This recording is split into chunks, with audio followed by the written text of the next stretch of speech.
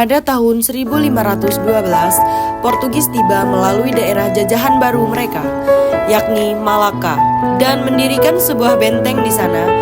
Di akhir sebuah era yang disebut oleh seorang sejarawan sebagai pencarian panjang harta karun terbesar, yaitu di daerah penghasil 3 jenis rempah-rempah istimewa.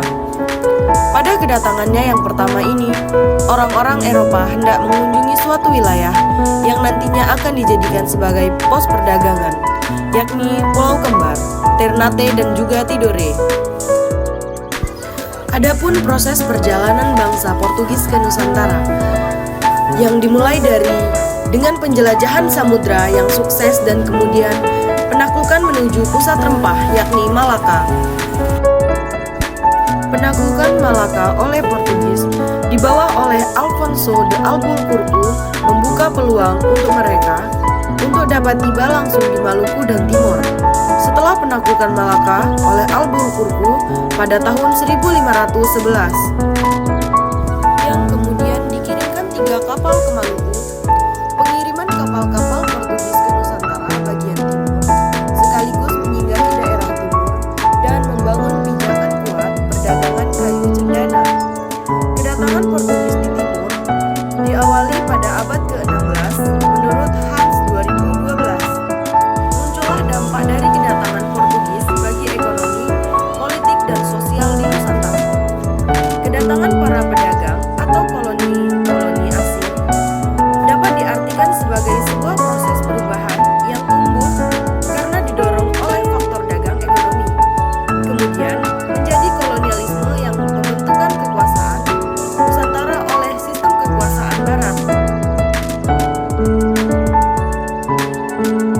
Hal ini pun mempengaruhi sistem politik, ekonomi, sosial, dan budaya Nusantara. Penguasaan ini mengakibatkan semakin lemahnya atau semakin berangsur-angsur berkurangnya kekuasaan raja-raja ataupun bangsawan di bidang perniagaan. Bahkan mereka berada di bawah pengawasan pejabat-pejabat asing.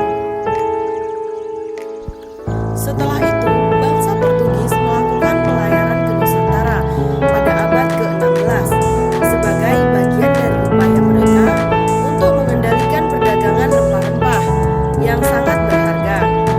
Bangsa Portugis melakukan pelayaran ke Nusantara karena mereka tertarik pada kekayaan rempah-rempah dan komoditas lainnya yang sangat berharga di pasar Eropa pada masa itu. Tujuan utama pelayaran bangsa Portugis ke Nusantara yaitu untuk mengumpulkan rempah-rempah yang menjadi barang mahal di Eropa. Bangsa Barat menggunakan rempah-rempah sebagai bahan baku obat, parfum, dan yang paling penting adalah untuk pengawet makanan dan bumbu masakan. Pada tahun 1511, armada Portugis berhasil menguasai Malaka dan mulai memasuki wilayah kepulauan Nusantara yang mereka sebut sebagai Tanah India atau Hindia. Mereka mengetahui bahwa kepulauan Nusantara merupakan penghasil rempah-rempah terutama di wilayah Maluku. Pada tahun yang sama, Portugis berhasil menduduki Malaka yang merupakan pusat perdagangan Islam di Asia Tenggara. Portugis kemudian tiba di Indonesia yaitu di Ternate, Maluku tahun 1512. Dari Ternate, armada Portugis berhasil menguasai perdagangan rempah-rempah terutama yang berasal dari Indonesia Timur. Selain mengadakan monopoli perdagangan rempah-rempah di Maluku, Portugis juga aktif menyebarkan agama Katolik.